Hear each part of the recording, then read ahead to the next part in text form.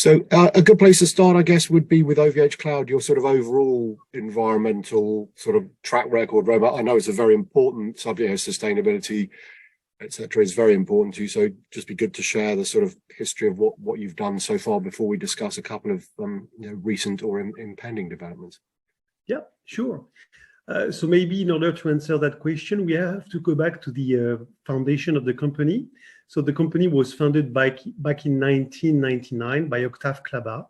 Octave is still the main shareholder of the company and is the chairman of the board. And one of the founding principles by the time they started the company was to be as independent as could be. And for that sake, they decided to be vertically integrated and to set up like an industrial vertical integrated model so that we could design and build our own servers ourselves. It all started from there because we have the control on the manufacturing process of our servers, of the hardware that we put in our data center to serve our customers with cloud services. We have the ability to decide the form factor, the shape of those servers, and the way we want to cool them down. And very early in the history of the company, they found out that air conditioning was not the best way to cool down a data center, right? So because we had the control on the manufacturing of the servers, we've been able to start by this unique cooling idea that was to use water inside the servers in the form of a water block that would be stuck to the CPU or the GPU in order to capture the heat which is generated from this component, which is one of the components inside the servers creating the most of the heat, okay? If we look at this technology, it started back in 2003, so more than 20 years ago. And it has proven to be very efficient. So maybe to go back and to explain in depth the model, the heat coming from the CPU or the GPU is captured by this water block in which a little closed loop of water is circulating. The rest of the heat, which is generated, for example, by the motherboard, by the hard disk, or by the RAMs, there would be an airflow which is pushed inside the racks, and that eventually at the back of the rack, there would be a kind of heat exchanger, what we call the fridge door, that would in return exchange the heat from the air to a secondary loop of water, which is a closed loop as well. And those two loops, the one on the CPU and the ones on the rest of the rack, would then converge and go outside of the building. This has allowed us to reach very, very efficient PUE. I don't know if you're familiar with our KPI, but we regularly publish our credentials and environmental credentials. And for example, for the PUE, we publish that on a yearly basis as part of our extra financial performance report. And today our worldwide PUE stands at 1.28, which has to be compared with the average industry, which is at about 1.55, according to the latest information. So I would say that probably the founding principle of our positioning on as far as the environment is concerned, is the fact that we don't use air cooling technologies, we don't use air conditioning, we use water cooling. Okay, and I know you recently hosted an event for folks come and look. So you describe it as developing a hybrid immersion cooling technology. So where does the hybrid bit come in, if you see what I mean? If you can tell us a bit about. Correct. So even though we achieve already very good performances in terms of not wasting energy, and this is reflected by looking at our KPI PUE, the PUE, we still develop our technology, and we found that the immersive cooling approach was a good subject to capture. So we started the research and development a year and a half ago.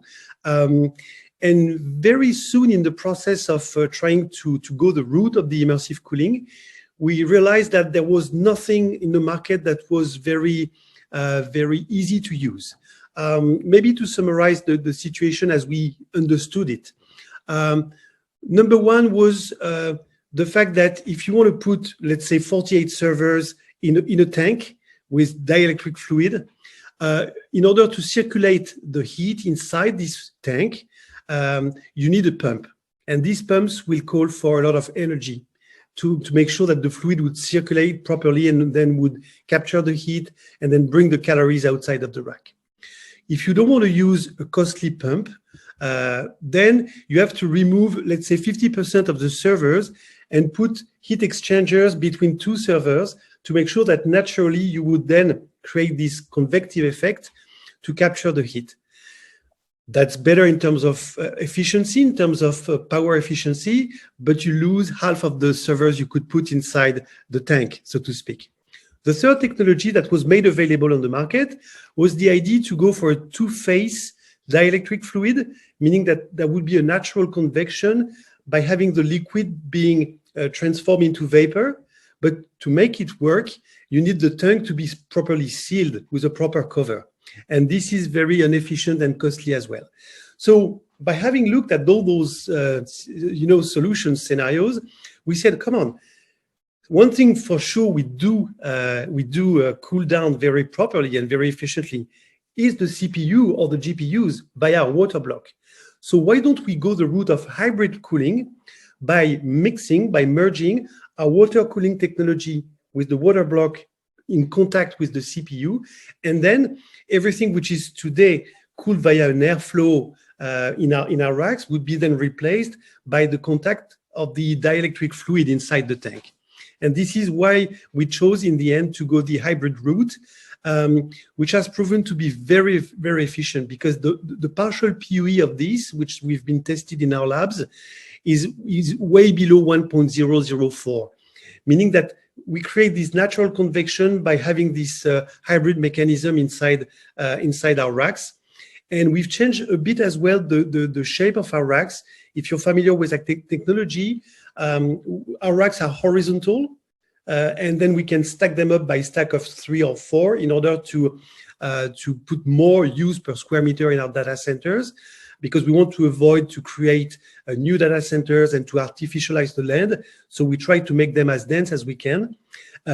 With this new hybrid cooling solution, the racks are back to the vertical position, and they take the form of a library, I would say, where each server would take the form of a book that you can rack and unrack with no leak whatsoever. They are completely independent, and that's super efficient in terms of operations. Okay, and in terms of the development, you say you started that about, was it a year or 18 months ago or something like that? So the blueprint. The blueprint. So you came up with that idea and then have refined it. It wasn't like you had a range of ideas and then you honed in on this. You from sort of stage one, you'd always believed you'd got identified the right way to approach it, and then you just had to sort of refine the design before implementing it.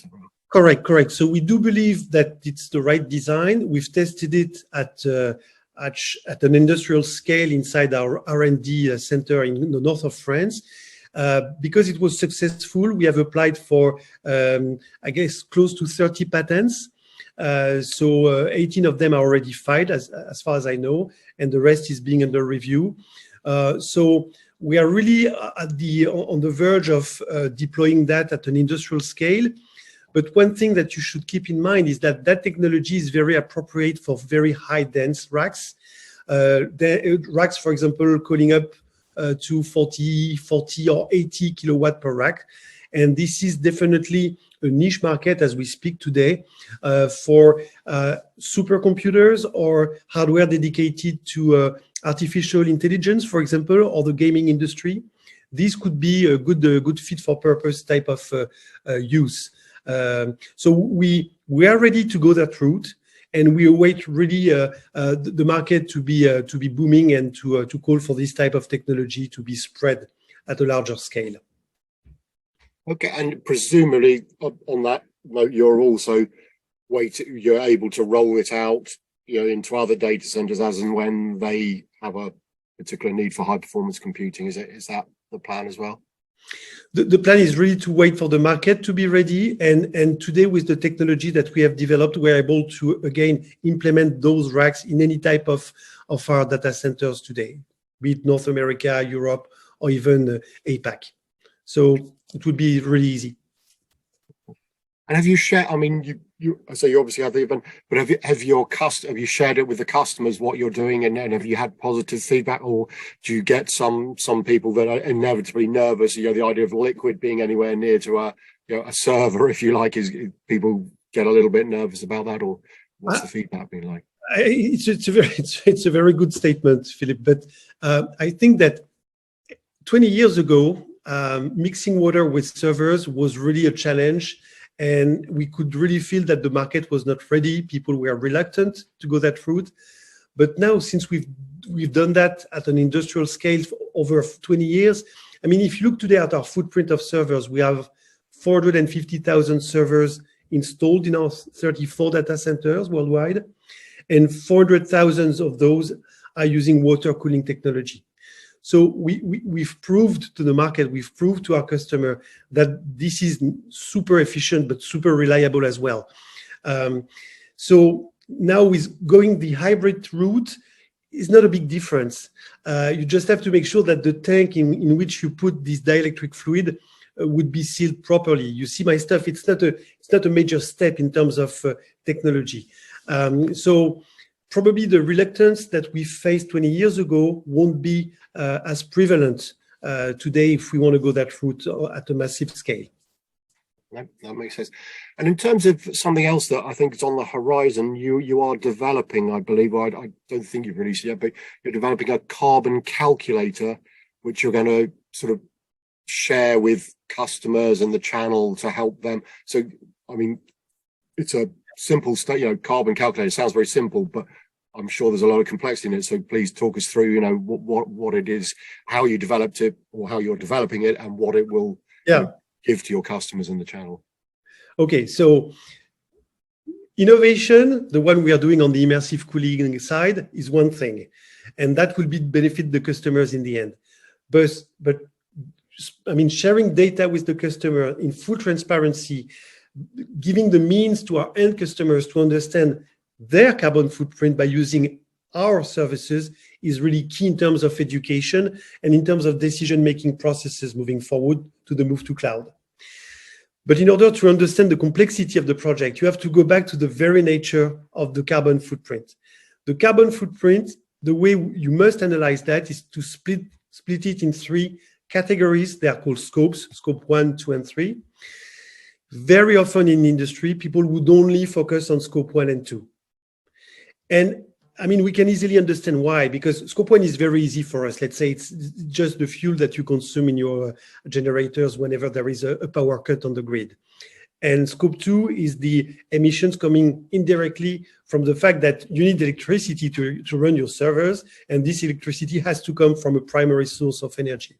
And this, by essence, would have a carbon emission. This is very easy to calculate, right? Very easy. Now, scope 3, which is the rest, indirect and upstream and downstream emissions, most of it is coming from the server manufacturing. Just to illustrate the point, in full transparency, scope 1 for OVHCloud, it's roughly 1%. Scope 2, it's close to 42%. Scope 3 is 55%. And among those 55%, 41% are coming from server manufacturing. Because we are vertically integrated and that we have the full control over the value chain, we are able to really assess accurately at a component level, because we know for our servers where the components are coming, if they are new components or if they are recycled components coming back from the field, because we have this circular approach in our data center. Once a server has been in operations, it goes back to the factory, it's disassembled, and we test 100% of our components.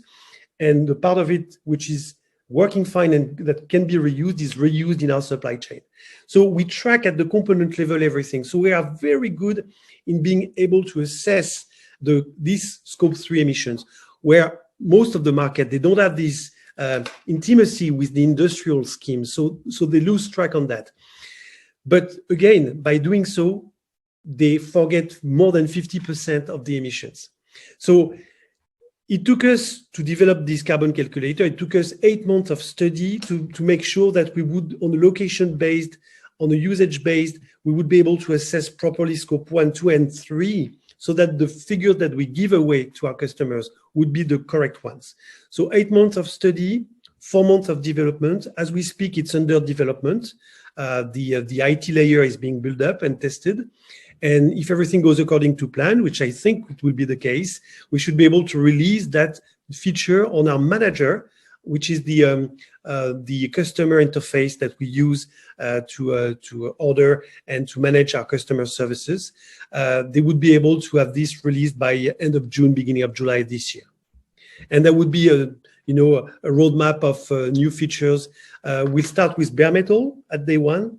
Then we'll climb up the ladder by going with the what we call the private cloud computing, the hosted private cloud. Okay, and then third would be public cloud. And we'll make sure that we cover all of our portfolio, let's say within a year or so that the carbon calculator would be covering all our services. And I'm just intrigued, is this being developed because you've had lots of customers asking for this information, or you think you're getting ahead of the curve so that as and when, as you say, more of companies, I mean, they're already getting heavily involved in sustainability, but as you say, maybe scope 3 is a little bit sort of a way they're looking at scopes 1 and 2. So are you getting ready for the day when they're going to start inquiry? I say, are you sort of responding to customers or leading customers, I guess? I think it's a mix of all those, I would say driving factors, because it's true that we received in the past a big amount of requests from the customers, from existing customers, to be able to assess the impact of the cloud services they were subscribing with us, number one. Number two, we had a lot of requests as well on the pre-sales phase with, customers releasing like an RFP on the market and requesting to understand, to assess the carbon emissions at stake. Should they go supplier A, B, C, or D? It's a good way for them to differentiate offers, because really this carbon footprint is part of the decision-making process in the end. It's a criteria that they are looking at. Third, we've seen that there were some, what they call carbon calculator released on the market, but they were very inaccurate. So we said as well, we have the figures because we have this holistic view and we control all the data. So why don't it's just a way to, put things together and show it to the customers. We have this ability, so why don't we do it as well? So you see, it's a mix of different driving factors at stake. Yeah, and I was actually going to ask later, but I'll ask now because you've mentioned it.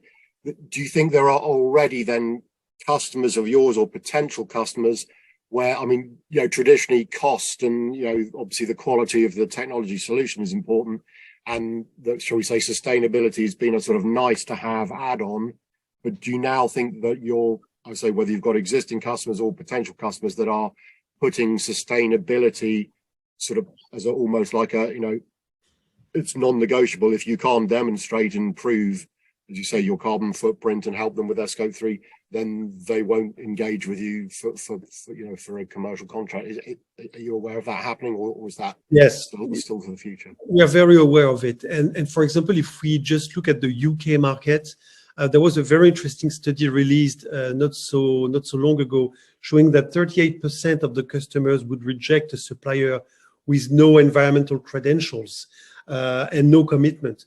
So, I mean, this is something. It's more than a third, and so we understand the appetite on the customer side, and on a daily basis, we receive not only customers requesting their carbon footprint or requesting our KPIs, but what they want to know is our positioning, and they are pretty much asking the same question as you are now, deep diving into our technology. Okay, so what is the benefit of water cooling? What is the benefit of having a vertical integrated industrial model?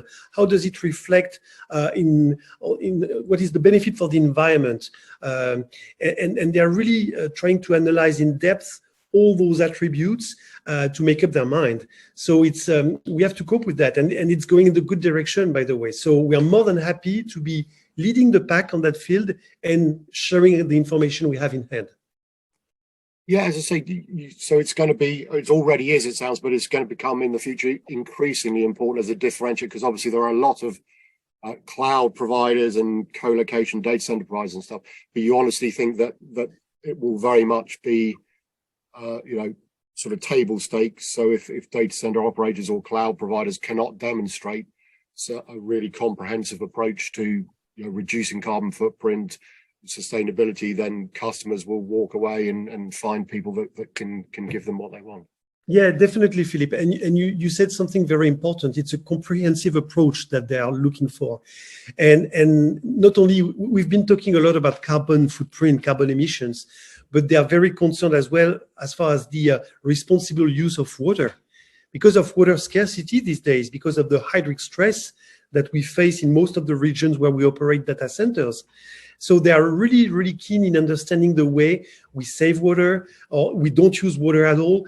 I mean, mostly in our industry, we use water because we spray water on dry coolers or cooling towers to cool down the systems. But there are many ways to decrease, the amount of water. Let's take an example. I mean, the average industry stands at 1.8 liter per kilowatt hour, mainly driven up by the use on cooling towers. Whereas, for example, OVH, we're only using 0.26 liters per kilowatt hour because we only use adiabatic cooling during the peak temperature in summertime. And we are in the process of developing technologies that would allow us almost not to use water anymore. So they want to understand the positioning globally on all the impact, and they want to understand the roadmap as well moving forward to be better off with the impact, because there will still be an impact. I mean, human activity, industrial activity has an impact. Our job is to minimize it. Okay, and it might seem a bit greedy as we finish, because you've outlined a couple of things you're doing or you're in development. But are you able to share if you've got any other projects where you can tell us what you might be planning to do, or even just yes, you've got some projects, but you can't tell me. So what other plans do you have? We can definitely, and it's not about innovation or hidden secrets. I mean, there are a bunch of stuff that we are pushing these days. Maybe if we step back a bit, what is our 4 commitments, our corporate commitments towards the environment? Number 1 is to be contributing to the net zero on scope 1 and 2 by 2025. Okay, so this is a major commitment, and in order to make it happen, we need to make sure that our energy mix is very decarbonized. And this is a project in itself. So we need to find, corporate power purchase agreements on the market in order to fuel the growth of, additional projects like solar plants or wind farms that would allow us to globally, let's say in Europe and in the wine, but even in North America, to have really low carbon energy in the end. So this is a project that we are pushing. Another project that we are pushing as well is the fact that, again, based on our corporate commitment, by 2030, we want to be contributing to net zero on all scopes, including scope 3. So for scope 3, there are a bunch of projects at stake. And let me give you maybe an example. We are working, with our upstream suppliers, our vendors, so that they minimize as well the carbon emissions of the components that they are selling us. Okay, so we are really onboarding them on the journey of our decarbonization. We want to go and assess the Science-Based Target Initiative.